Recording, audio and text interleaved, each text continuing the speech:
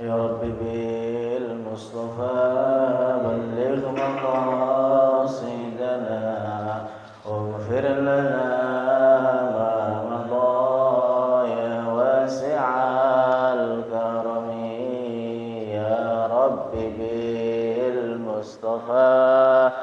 بلغ مقاصدنا واغفر لنا ما مضى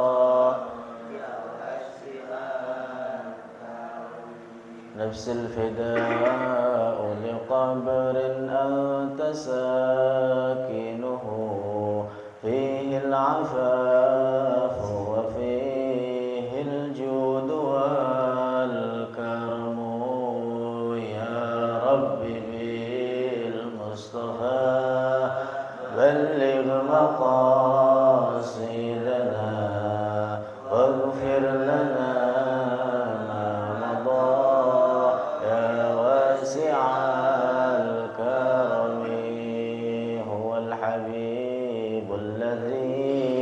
ترجى شفاعته لكل هول من الأهوال مقتحم يا رب بالمصطفى بلغ مقاصدنا واغفر لنا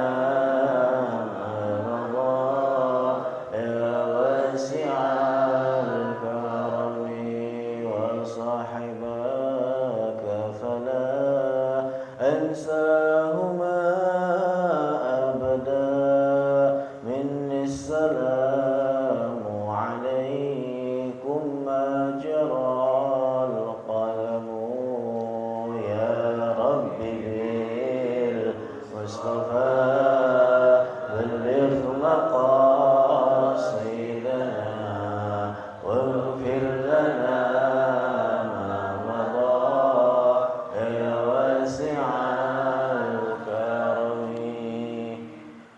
Assalamualaikum warahmatullahi wabarakatuh.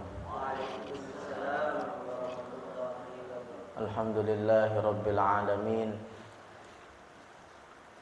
Lahun ni'matu wa lahul fadlu wa lahus sana'ul hasan. Salawatullahil barrir rahim wal malaikatil muqarrabin ala sayyidina Muhammadin asyrafil mursalin wa ala alihi wa sahabatihi at-tayyibin at-tahirin.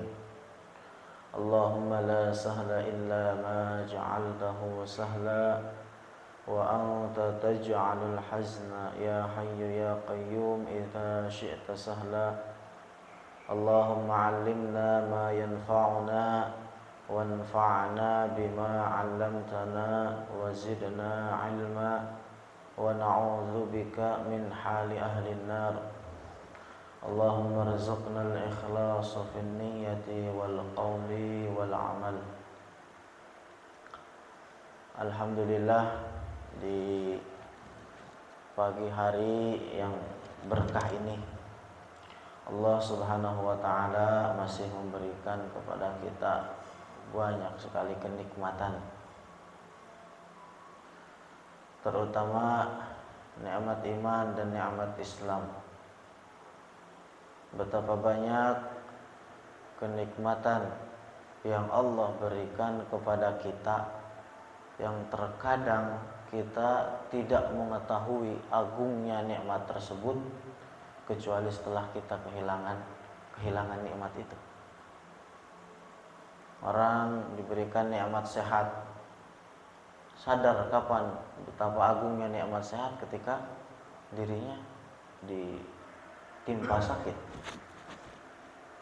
Alhamdulillah, di pagi hari yang berkah ini Allah masih memberikan kepada kita taufik untuk melakukan berbagai amal kebaikan, melakukan salat subuh secara berjamaah, kemudian duduk dilanjut dengan mendengarkan terhadap majelis ilmu, majelis yang disebutkan oleh Rasulullah dengan sebutan raudhatun min riyadil jannah, taman dari taman-tamannya surga. Karena di dalam majelis ilmu banyak rahmat, banyak keberkahan Allah turun. Di dalamnya majelis tersebut dinaungi oleh para malaikat. Alhamdulillah, Allah masih memberikan taufik kepada kita untuk sama-sama mempelajari ilmu agama. Di dalam Al-Quran, Allah Subhanahu wa ta'ala berfirman, Ya ayyuhalladzina amanu taqullaha wal tanzur nafsum ma qaddamat lighad. Wahai orang-orang yang bertakwa kepada Allah, wahai orang-orang yang beriman, bertakwalah kalian semuanya kepada Allah. Wal tanzur nafsun, hendaknya kalian atau masing-masing, nafas di sini artinya masing-masing jiwa dari diri kita, masing-masing dari kita hendaknya wal tanzur, untuk introspeksi. Ma qaddamat lighad, apa yang telah dipersiapkan untuk lighad, kehidupan akhirat. Jadi dalam ayat ini ada dua perintah. Yang pertama adalah Allah perintahkan kita untuk menjalankan takwa. Dan yang kedua adalah perintah untuk tadi mempersiapkan diri, introspeksi diri untuk mempersiapkan bekal bagi kehidupan akhirat.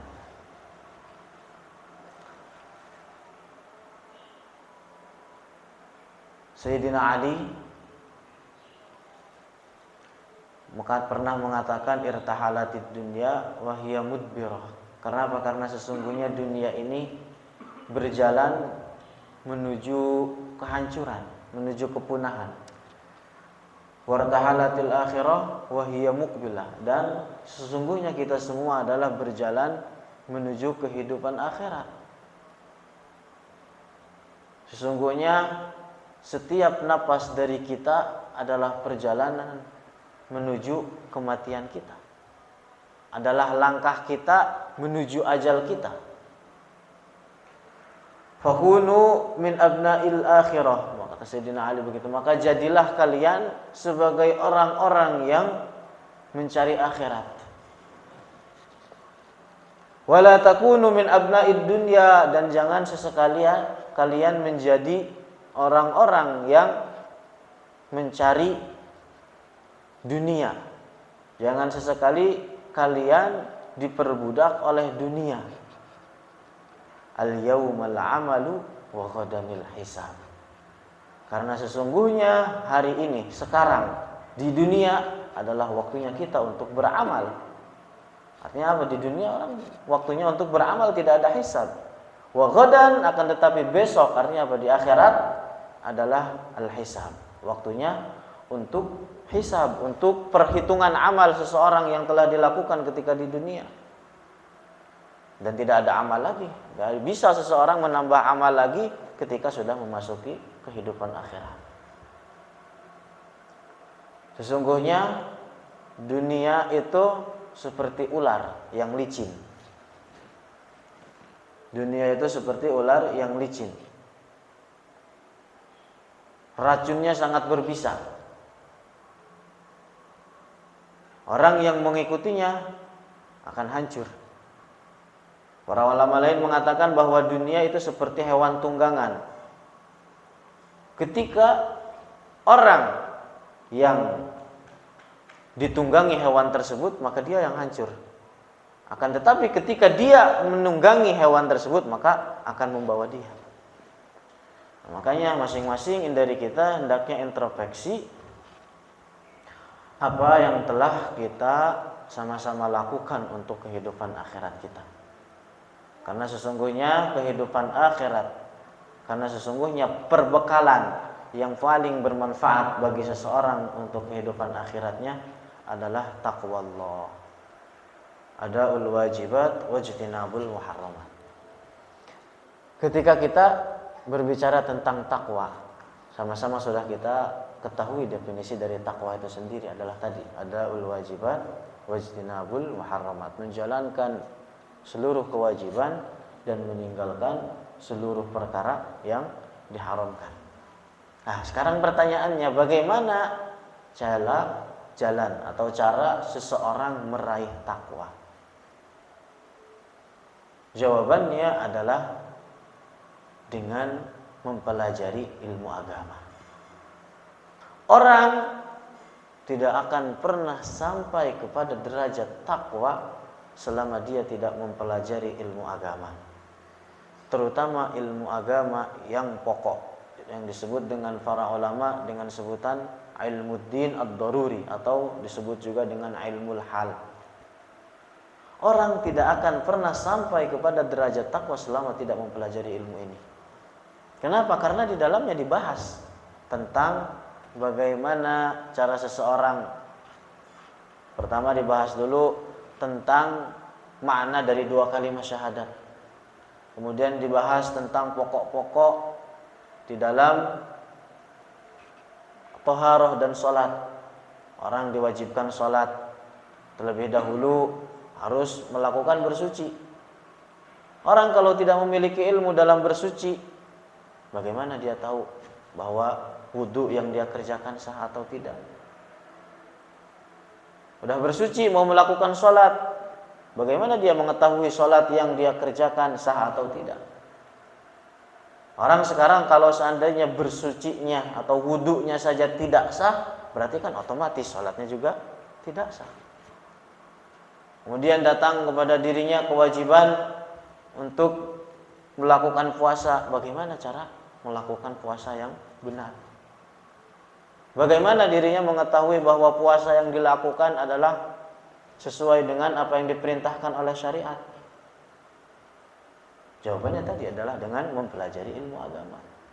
Sebagian orang mungkin ketika mendengar suara azan, ketika mendengar Allahu Akbar, langsung dihantam apa yang ada di depannya.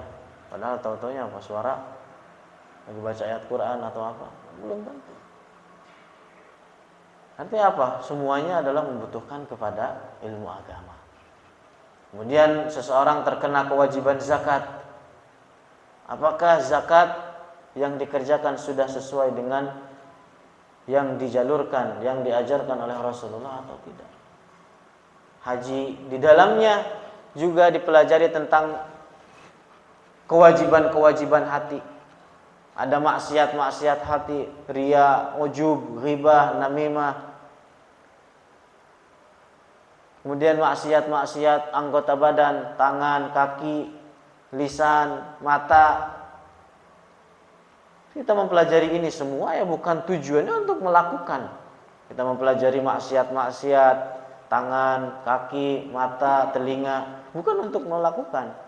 Akan tetapi adalah untuk meninggalkan maksiat-maksiat tersebut. Karena tadi dari definisi takwa itu sendiri adalah meninggalkan segala perkara yang diharamkan. Lantas orang bagaimana sampai kepada derajat takwa kalau yang diwajibkan aja tidak tahu? Lantas bagaimana orang sampai kepada derajat takwa kalau seandainya yang diharamkan saja tidak tahu? Betapa banyak anjuran atau bahkan perintah dari Rasulullah untuk sama-sama kita mempelajari ilmu agama. Di dalam Al-Quran, saya kutip terlebih dahulu dari ayat, Allah berfirman, wa qul rabbi zidni ilma. Wa qul, katakanlah wahai Muhammad, rabbi zidni ilma. Mintalah kepadaku tambahan akan ilmu agama.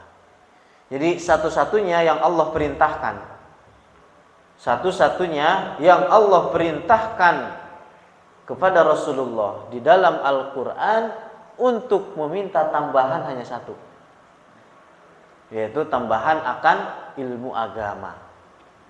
Rasulullah tidak pernah diperintahkan untuk meminta tambahan akan harta. Rasulullah tidak pernah diperintahkan untuk meminta tambahan akan keturunan, akan dunia.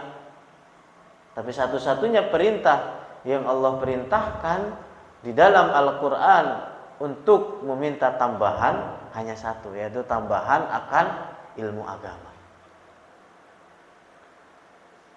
Kemudian Rasulullah dalam sebuah hadis menjelaskan terhadap sahabatnya Abu Dzar.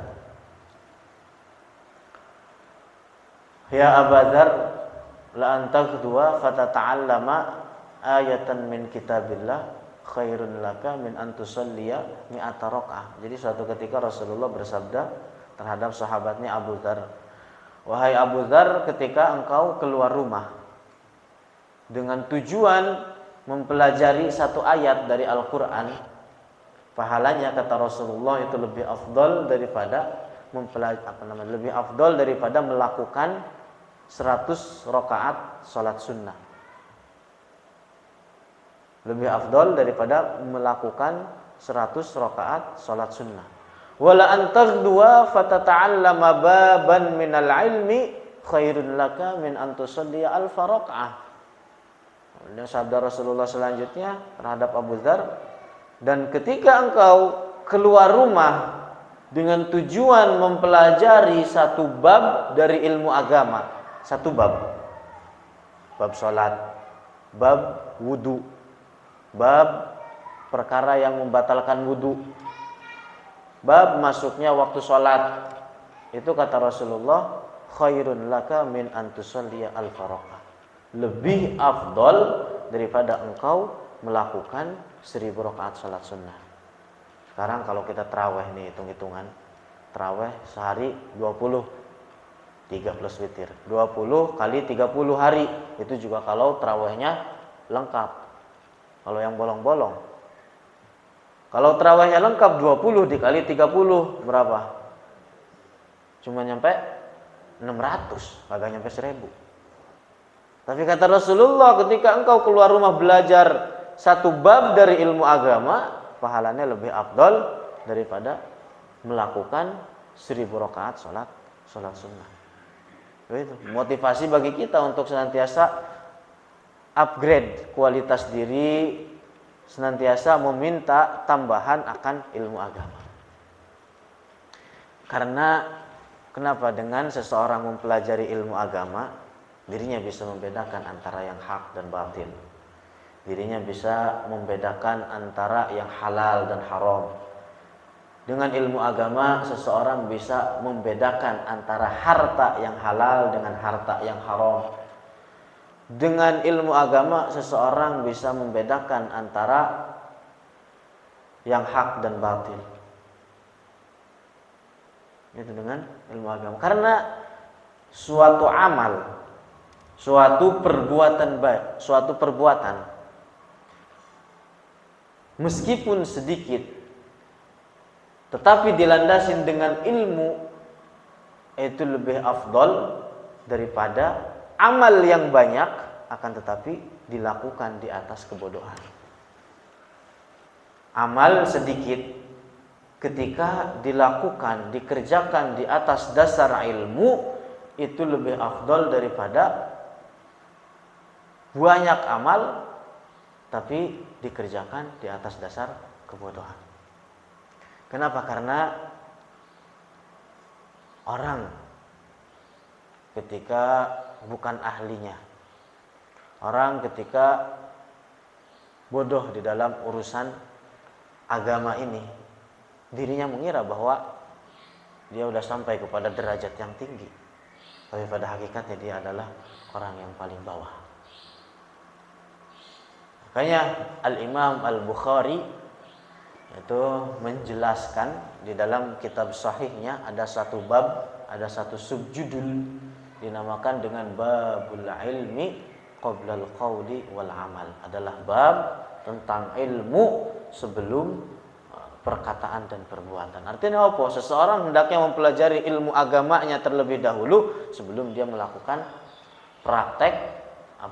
melakukan praktek-praktek amaliyah. Di akhir zaman ini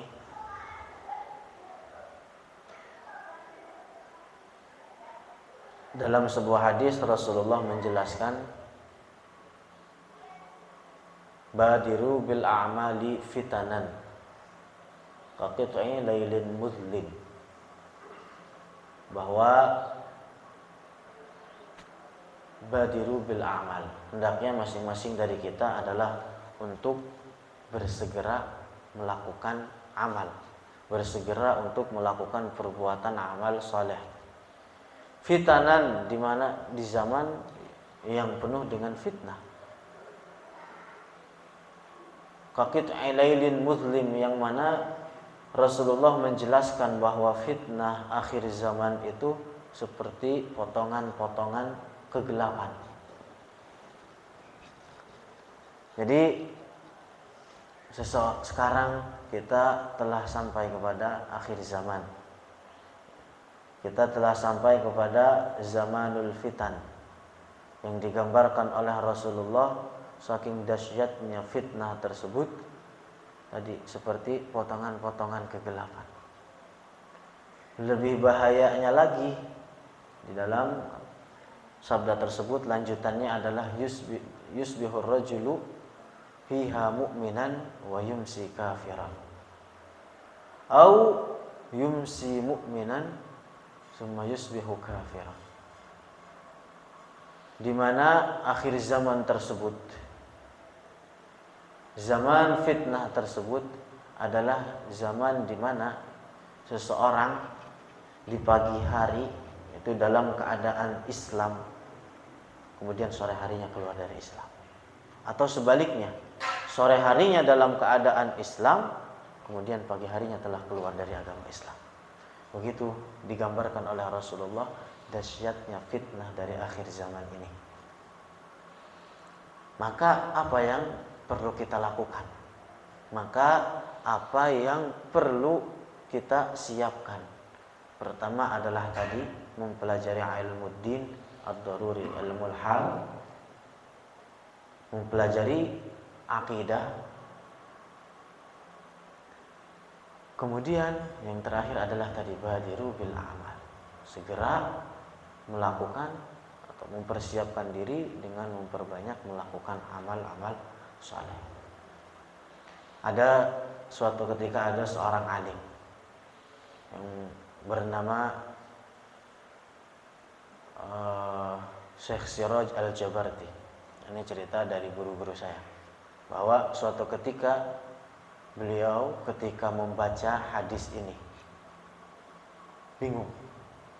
Beliau membaca hadis ini heran, bagaimana orang pagi hari dalam keadaan Islam, sorenya keluar dari agama Islam. Bagaimana sorenya Muslim, kemudian pagi harinya keluar dari agama Islam. Bingung. Hingga akhirnya apa? Beliau melakukan perjalanan ke Mesir, ke Kairo, ke Mesir. Di sana beliau mendapati pagi hari surat-surat kabar teredar. Ini cerita beberapa puluh tahun ke belakang. Surat-surat kabar di zaman ketika itu media masih berupa koran, majalah, dan lain sebagainya. Pagi hari disebar. Kemudian di dalam majalah tersebut banyak artikel-artikel, banyak tulisan-tulisan yang di dalamnya berisi kekufuran. Sehingga apa, akhirnya dibaca oleh orang-orang, kemudian diyakini. Dari situ beliau paham bagaimana orang keadaan paginya Muslim, sorenya keluar dari agama Islam. Suatu ketika seorang alim, Syekh, ini muhaddis, dikenal dengan ahli hadis dari daratan Syam, Syria, Lebanon, Yordan. Syekh namanya Syekh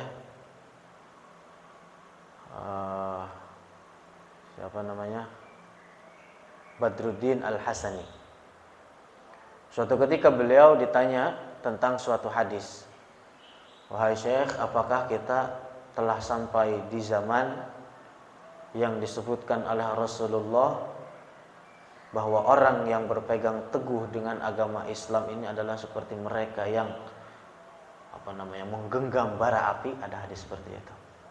Dijawab oleh beliau, "Ya bah, wahai anakku, bahwa hadis ini apa? Bahwa hadis ini adalah telah berlalu." Artinya telah berlalu bahwa mereka yang berpegang teguh dengan agama Islam seperti memegang bara api ini udah berlalu. Dulu para ulama kita bagaimana memperteguhkan memegang erat agama Islam sehingga akhirnya mereka menempuh banyak ujian. Jadi ini zaman telah berlalu. Kan tetapi apa, kita telah sampai kepada zaman yang digambarkan oleh Rasulullah tadi. Bagaimana seorang pagi hari dalam keadaan Islam, kemudian sore keluar dari agama Islam.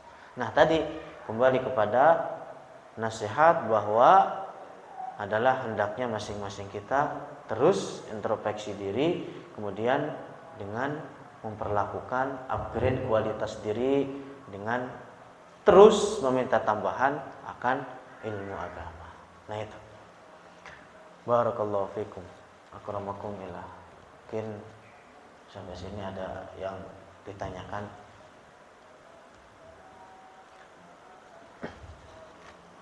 Atau lanjut ini? Lanjut.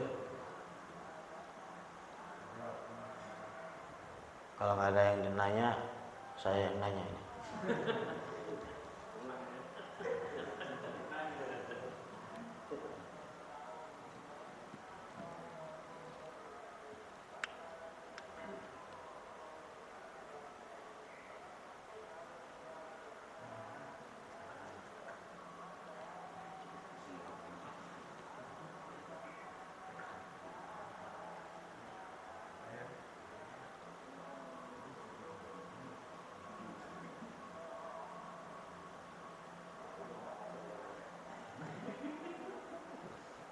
Lanjut berarti ini ya. Lanjut. Ada hadis masyhur. Ini nasihat buat pribadi dan juga hadirin dari Rasulullah di dalam menghadapi akhir zaman ini. Dalam sebuah hadis sahih masyhur dikenal dengan hadis iftiraqul ummah. Hadis menjelaskan bahwa iftaraqatil yahud ila 71 firqatan wa iftaraqatin nasara ila 72 firqatan wa sataftariqu ummati ila 73 firqatan kulluhum finnari illa wahidah wahiyal jamaah. Rasulullah bahwa fitrah, bahwa perbedaan adalah suatu sunnatullah. Dalam hadis ini menjelaskan bahwa orang atau orang-orang Yahudi itu terpecah belah menjadi 71 golongan. Kemudian orang-orang Nasrani terpecah kepada 72 golongan. Dan kata Rasulullah, umatku juga akan terpecah belah menjadi 73 golongan.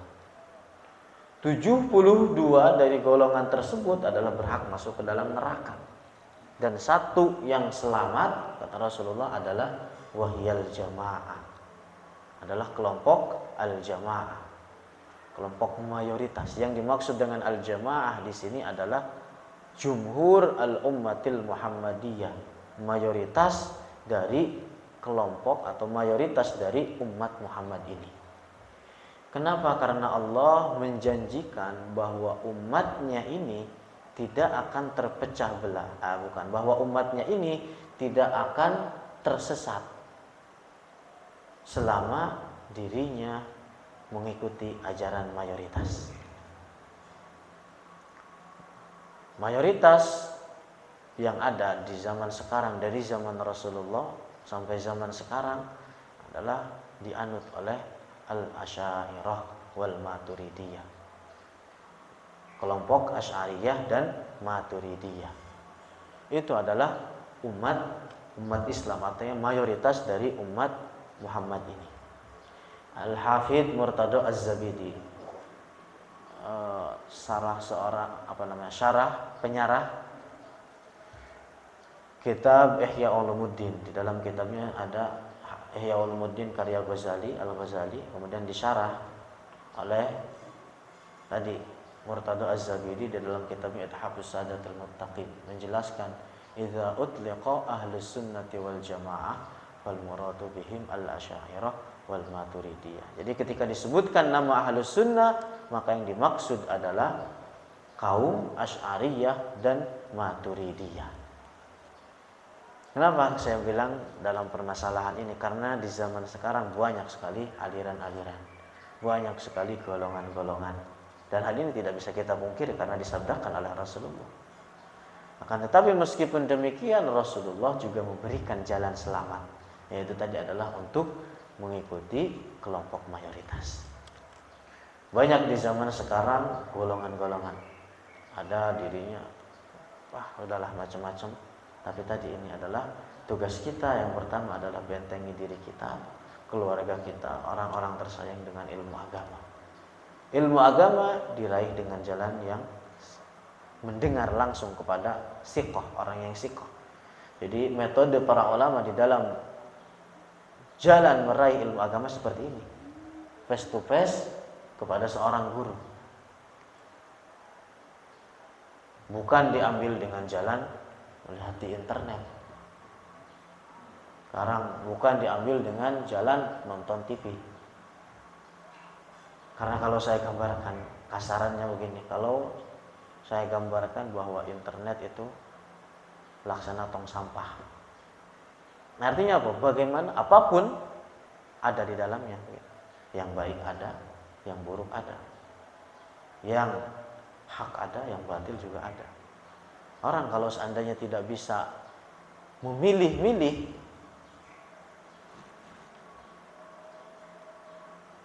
pendekatannya begini. Ketika saya punya satu piring nasi, kemudian saya taruh racun sedikit di nasi tersebut, kemudian saya sodorkan kepada Anda, mau nggak makan dari nasi tersebut? Kira-kira pada mau apa enggak? Mau nggak? Ini racunnya cuma sedikit, nggak semua piring, di sebagian nasi aja. Mau apa enggak itu? Mau nggak? Enggak, kenapa? Karena kita khawatir bahwa satu suapan pertama yang kita makan adalah di situ letak racunnya. Begitu pendekatannya ketika orang mempelajari ilmu agama dengan dari jalan internet. Orang tidak punya basic, tidak punya mizan, timbangan. Bisa saja orang terjerumus ke dalam sesuatu yang dimaksud dengan racun tadi. Nah, makanya satu-satunya jalan mempelajari ilmu agama adalah tadi dengan belajar face to face kepada seorang guru. Tentu gurunya adalah yang siqah, yang terpercaya. Yang terpercaya, yang memiliki sanad keilmuan bersambung hingga kepada Rasulullah. Nah, itu di dalam metode di dalam meraih ilmu agama. Itu yang pertama. Kemudian setelah kita mempelajari ilmu agama, hendaknya beramal. Beramal dengan ilmu yang telah kita pelajari, mempersiapkan diri untuk kehidupan akhirat. Terakhir, bahwa sesungguhnya kita hidup di dunia ini adalah sangat singkat. Sangatlah singkat. Maka dari waktu yang singkat itu hendaknya kita sama-sama mempersiapkan diri untuk kehidupan akhirat kita. Ya, kematian maka ada yang tahu. Bisa saja hadirin duluan di sini, saya belakangan, atau saya belakangan hadirin duluan. Nggak ada yang tahu kematian kapan datangi kita. Nah, makanya tadi introspeksi atau perintah di dalam ayat ini tadi adalah untuk sama-sama introspeksi di dalam mempersiapkan diri apa yang telah kita perbuat untuk kehidupan akhirat kita. Mungkin saya cukupkan sampai di sini. Kurang lebihnya mohon maaf. Jadi sekarang mungkin ada pertanyaan, kalau enggak ya mungkin kita tutup. Monggo.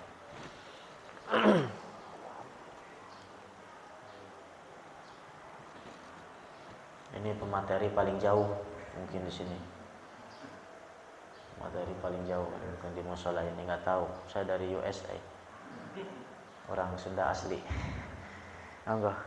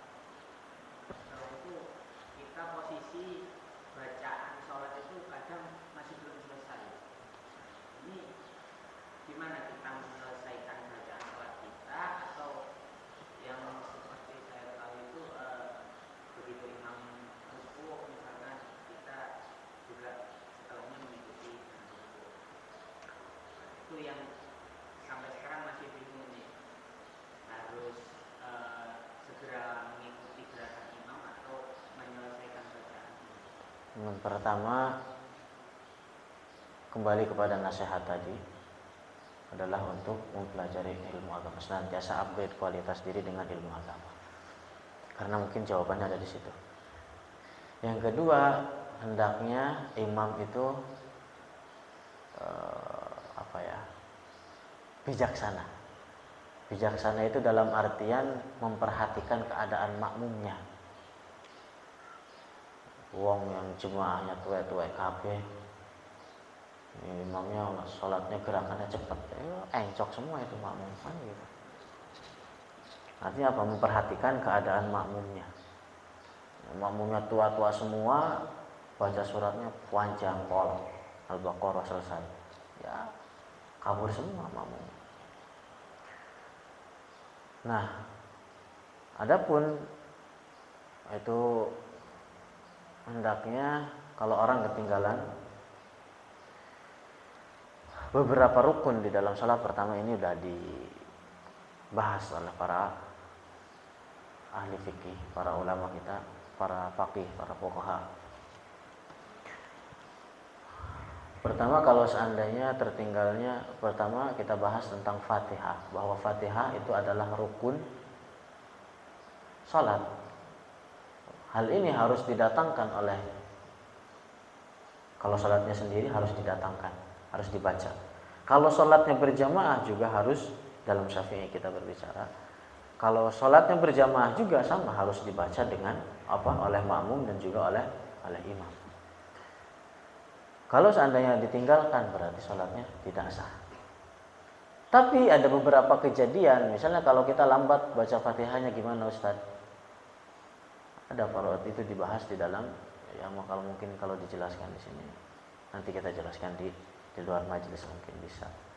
Atau mau dijelaskan di sini juga nggak jadi masalah. Di sini mungkin agak panjang ini penjelasannya. Soalnya kan ya sama aja ngejelasin satu bab gitu loh dalam satu permasalahan di dalam permasalahan ini. Mungkin di sini. Jadi kalau seandainya orang tadi kan yang afdol itu kan sudah dijelaskan yang benar bagaimana. Orang kalau makmum tertinggal 2 rakaat, atau bukan 2 rakaat, 2 rukun. Ini panjang permasalahan, 2 rukun. Misalnya imam ruku, dia masih berdiri nih, imam ruku, kemudian ruku kan 1 rukun, kemudian bangun i'tidal, rukun 2, kemudian beranjak ke sujud, imam masih berdiri di sini. Kalau seandainya dia memiliki uzur, misalnya lama baca Fatihahnya, imamnya sudah beranjak ke arah sujud, maka dia tetap mengikuti gerakan dia. Artinya apa? Menyempurnakan gerakan dia. Kalau baca Fatihahnya selesai, dia ruku, dia i'tidal, dia sujud. Kalau seandainya dia terlambat dari 2 rukun ini tanpa uzur, misalnya Fatihah udah selesai tapi dia nggak mau ngikutin gerakan imam gitu, nggak ada uzur, pokoknya dia nggak memiliki uzur. Imam tadi udah menuju ruku, i'tidal, menuju sujud, maka batal sholat makmum ini. Begitu juga kalau terlambat 3 rukun dari imam. Tadi kan 2 rukun itu ada, kalau ada uzur baru, kalau tanpa uzur baru batal. Kalau sekarang terlambat 3 rukun, bagi makmum terlambat 3 rukun ini batal di situ, meskipun ada uzur ataupun tidak. Kalau tidak mengikuti gerakan imam, bisa dia niat mufaraqah. Niat mufaraqah itu artinya niat memisahkan diri dari imam. Gitu. Paham itu kira-kira? Niat yang contoh yang ketinggalan 3 rukun misalnya, orang imam makmum ruku 1, 2, i'tidal, menuju ke sujud. Sujud 2 sujud itu dihitungnya 1 rukun. Kemudian ada kalanya imam tersebut misalnya di rakaat pertama dia bangun lagi kan untuk rakaat kedua. Ini masih berdiri aja. Kalau tidak mengikuti gerakan imam, artinya kalau dia masih memaksakan diri untuk sujud untuk ruku, makmumnya kan baru ruku ini, batal situ salatnya. Aturan yang sebenarnya apa yang harus dilakukan makmum tersebut adalah mengikuti gerakan imam. Langsung mengikuti gerakan imam. Gak usah ruku, ngikutin gerakan imam, akan tetapi nanti setelah salam dia nambah 1 rakaat. Begitu. Atau kalau enggak tadi niat mufarokoh. Tapi kalau niat mufarokoh kehilangan fadilah jamaah. Begitu. Ini ada lagi? Enggak. Paham itu kira-kira?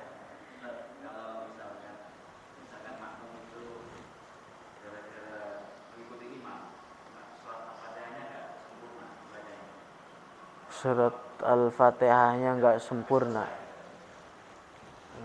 Dalam Syafi'i tadi sudah kita jelaskan bahwa Fatihah adalah rukun. Jadi kalau orang enggak baca Fatihah dalam sholat berarti enggak sah. Imam Al-Fatihah baca bagi imam dan juga bagi makmum. Begitu. Ini kita berbicara dalam Syafi'i. Nah, ada yang lain?